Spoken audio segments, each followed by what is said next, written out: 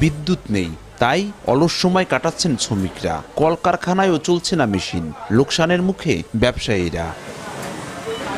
মাদারীপুর জেলা জুড়ে গত কয়েকদিন ধরে বেড়েছে লোডশেডিংয়ের মাত্রা। বিদ্যুতের যাওয়া আসা খেলায় বিপর্যস্ত জনজীবন। সবচেয়ে বেশি ভোগান্তিতে পল্লী বিদ্যুতের গ্রাহকরা। এছাড়া হাসপাতালে ভর্তি হওয়া রোগীরাও পড়েছেন চরম বিপাকে। গেলে গিয়ে অন্ততপক্ষে 1 ঘন্টা 45 মিনিট এরকম থাকে, দিনে 5-6 বার যায়, এরকম টাইমেরই থাকে। আর রাত্রে অনেক সময় কারেন্ট থাকে না, আমরা রাতে ঘুমাইতে পারি না, আবার কারেন্ট বিলও বাড়াইয়া দিছে। বিদ্যুৎ না থাকাকালীনই আমাদের যে প্রোডাকশনের সমস্যা হইতেছে, আমরা অলস বসে রয়েছি। কারেন্ট থাকলে আমাদের কাজকর্ম বাড়তো। পল্লী বিদ্যুৎ বিভাগ বলছে, গরমে চাহিদা বাড়লেও সরবরাহ কম। পরিস্থিতি স্বাভাবিক হতে সময় লাগবে আরও 1 সপ্তাহ। চাহিদা এবং উৎপাদন যখন সমান হয় তখন আর এই লোডশেডিংটা থাকে না।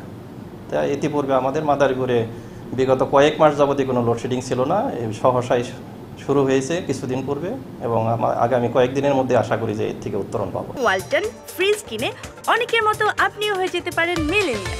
সেরা পণ্যের সেরা অফার। বিদ্যুৎ বিভাগের তথ্য মতে মাদারীপুর জেলায় পল্লী বিদ্যুতের গ্রাহকের সংখ্যা প্রায় 4 লাখ। 106 মেগাওয়াট বিদ্যুতের চাহিদার বিপরীতে মিলছে 70 থেকে 75 মেগাওয়াট। সঞ্জয় কর্মকার, অভিজিৎ, সময় সংবাদ, মাদারীপুর।